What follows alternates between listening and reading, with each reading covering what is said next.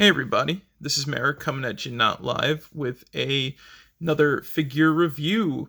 And today I'm taking a look at one of the DC Sonic the Hedgehog crossover figures, and one of the ones I've wanted. Really, this is the only one I've kind of wanted to get, though I did pick up like a smaller one that I found, which was Tails and Cyborg. But I'm not really going to get into that at the moment. And that was something I wanted to talk about right out the gate. Perfect timing! Thank you, Silver, for doing that to me. So, I have the Green Lantern Silver figure, and he looks cool as fuck. And I was so glad I found him in the store when I did. But he's got tiny problems, and I didn't really, notice them at first until I, got him out of the package. But outside of, his outstanding, articulation, as you can sort of see here almost, and, just the look, the green is perfect, the way they got, the power ring on the finger, he's got, issues, which is perfectly fine. I'm just not going to beat around the bush, and I'll get right to it. So, the DC and Sonic the Hedgehog crossover figures here were the sort of second, exclusive, runs. Oh, I like my shadow cast there. I'm using a new tripod for this, which is going to be cool. But, these are, the sort of second wave of, the weird comic book figures that they made. Specifically, I know those were Walmart exclusive, and I feel gaslit by the existence of those because I've not seen one ever in person. And I know people got them online. I see pictures and whatnot, but I'm just no, I refuse to believe these exist until I see one physically. It's like if a tree falls in the woods kind of situation, if you catch what I'm meaning. But a friend of mine, actually a couple of friends of mine, sent me pictures of these, and I was like, oh my god, I can't wait, these are going to be so cool. And I honestly thought they were only going to do Sonic and Shadow, but no, to my pleasant surprise, I went in the store and I found a Silver the Hedgehog. And for the longest time after that thing, the Walmart exclusive comic figures, I thought that these were going to be extremely difficult to find, or to the point where I said, I'm going to be gaslit by these, aren't I? But no, lo and behold, I actually found these, unlike the freaking Walmart ones. And I feel like I'm going crazy, and I don't feel like I'm going crazy. Just the fact that this is here in my metaphorical and physical hands right now speaks volumes about the fact that, they actually gave a shit about this distribution. I don't know jack shit about, Walmart's bullshit, but it's stupid, but you can actually find these and you can own them. There's a huge 3-pack with Dark Side if you want that, with a light-up feature. They actually put an electric light-up feature in a Sonic Jakk-specific toy that's not one of the big playsets, not one of, the big playset style things. But let's not, get down to, the sort of bullshit. But, I have the comics, I didn't read them, so I don't know, the context behind all this. All I know is that, they paired them up with, the superheroes that made the most sense, and I know that, Flash thought Sonic was his imaginary friend or whatever. But, again, that's besides the point. I'm just glad that Silver got, a Green Lantern look, because this looks sick as fuck. So, as you saw in the beginning there, one of the problems is that, he's a bit top-heavy. I've had this issue with the regular 4-inch Sonic figures, but, I don't know. I guess the extra articulation doesn't help, and the fact that he's got this giant head with, all of his, quills? His hair quills? I don't know exactly what that is. I know hedgehogs have quills, but, he's got that, and that don't help. It makes him top and back-heavy, which is, kind of the main issue. But outside of that, his articulation is really good, but it's very, he's kind of solid when you shake him, which is nice, but actually, oh geez, he's doing the puppet motion. That was something I wanted to, discuss, is that, his articulation feels very, wiry and puppety, if you can catch my meaning from that. So he's got like very marionette, like loose joints in the legs and shit. It's very weird. He's gangly. He even has like not waist swivels. He even has like freaking thigh swivels, which is kind of cool. But like, it's so like, whoa, he's so like loopy. I mean, it perfectly sort of lives up to like the McFarlane DC figures, where I love the look, but like sometimes they are like very like weird top heavy. Speaking of which, at least for like the size comparison, also, again, I like the fact that you can open the hands for whatever reason, but like it's always fun when they do this, and it's like you can push it back too far and it looks like he's got like something wrong with his knuckles, or like, I hope we get, I wonder if we're more than likely going to get a Knuckles Superman, because that's going to be like fun to like be able to open his hands. I hope they give him that articulation. I hope that the articulation of these stays consistent with like the hands opening and whatnot. I'd love a Knuckles figure that doesn't have his hands permanently in a fist. It's like, I know it's in his character, but like, come on now. This is a little bit like, you know, whatchamacallit it. Speaking of McFarlane superheroes real quick, here's a size comparison to a McFarlane, oh my god, I'm a fake Green Lantern fan. The funny part was, John Stewart, there we go, I couldn't think of his name at the moment. Oh, and I just realized he's off camera. I believe that's like size accurate, at least to like the Sonic movies. That's how big he is compared to a person. But yeah, no, that works pretty well. I think like the minifigure ones where you get like a tiny Sonic figure and like a medium-ish size, about like, I would say like the DC character figures about the size of like Silver here. I'd say it's too like, I don't think it's like 1-to-1 with this, and I know that Silver's got like a little bit skewed. If you go to the actual top of his head, which would be about here, I know that that's like his quills. I guess he's about like, they're about like accurate size and whatnot. Actually, when I look at it like that, it's like old TV parents. You don't see their heads, just their bodies. But I digress. No, I think this looks good. And not to really throw shade at McFarlane, I like their figures. Like, this is a really good John Stewart figure. I just wish that the power ring was a little bit more separate from like the gloves that he has, because there's no excuse when you see like fucking Jakk specific do this and give you like a fucking like real power ring. I know there's like some paint bleeding and whatnot, but I don't give a shit. That looks, it's whatever. Shit like that happens. You're painting like white. You're painting on white, so that can happen.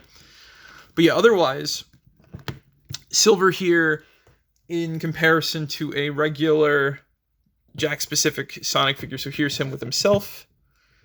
Yeah, he's taller. He's about the size of the Sonic Prime figures, as far as I'm aware. So he also, obviously, this one doesn't have as much articulation, but the thing is, this one likes to stand better sometimes, and you could get him in dynamic poses, but like, you know, hold on, let me see if I can do the similar pose to like what I got other Silver in. I guess like the articulation comes with the, oh, I realize his hand too. He's got like, they went all out. I love this articulation, but like they gotta fix the weight issue. Like, don't make his head hollow or whatever. But like, you know, yeah, that's sort of how he is. You could sort of get it and whatnot, but it's not perfect. It's not 1-to-1, and of course you got to deal with his legs, which like to just sort of like noodle, and he'll eventually just. You could probably get him to do like the stereotypical superhero pose like that, but I don't know. We'll have to see. I'll have to like mess around with like his articulation more. I like it, but you know, he's like, don't look at me with the camera. I like it, but you know, it just got its like weird problems. I think again, good figure, just weird problems that make it like, you know, not perfect, especially for like the price point that they're going for, which I understand I understand why they're selling it at the price they are. It's a crossover figure. Everybody needs to get like his arms. Oh my god, his arms. I love this articulation. I'm gonna keep saying it. I love this figure, but it's one of those kinds of things. I love this, but there's a lot of asterisks in between. And last but not least, here he is with a Sonic Prime figure, and he has more articulation than a Sonic Prime figure does. So this is Rusty Rose. they stand about the same. The basic articulation is the same. You know, she could do the elbows, she could do the shoulders. I think she's got a waist swivel. Does she? No, I don't think she's got a waist swivel. Odd. She kind of does, but I don't know if I'm like forcing that to happen. But yeah, she can move her head too. It's about the same articulation with like the exception of the hands not being there. Also, Rusty Rose is a little bit more solid. I don't know. They got the, even though her head is heavy, there's a weight distribution thing with this versus, you know, Mr. Gangle Legs here. But again, I digress. I'm not the toy designer. I don't know how this would work, but I think that, you know, this is the kind of thing that is good. So I've already talked a lot before about like how much I love the Sonic figures because they're just so good for what they are. Like, they're both a nice collector's piece and they're a nice play piece for children. And it plays well into the superhero aspect. I even said before, I even spoke to another friend of mine before, like, there's something about the Sonic toy line that feels right. And that's because it's got like that sort of superhero style, like, characters that fights like a villain and robot. That fights a villain, you got robots, all that type of shit that just feels like indicative to a toy line like this. You know, you could have like different robots, you could have like different characters with powers and that type of shit. I know Sonic, technically speaking, he is kind of a superhero. Of him and his friends are kind of like the superheroes of the world that they're based in, but like it hits that sort of sweet spot where it's like, yeah, and this feels like a sort of natural, or not even, you know, this feels like the right, I don't want to say natural like thing, because of course this is like, obviously, corporation, we combine two properties together and make something weird.